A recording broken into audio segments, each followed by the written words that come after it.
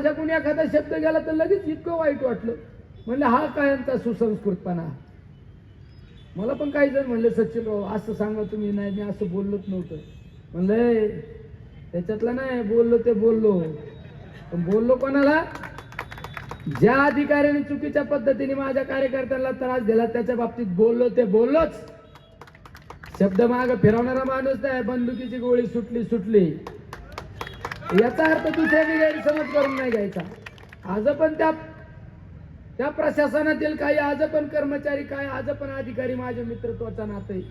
तर त्यांना मी हे पण सांगतो माझ्या कार्यकर्त्याकडून चूक झाली माझ्याकडून जर चूक झाली तर तुम्ही 100% आम्हाला सजा द्या. पण कुठली चूक नसताना विनाकारण आमच्या कार्यकर्त्यांना त्या ठिकाणी त्रास देऊ नका.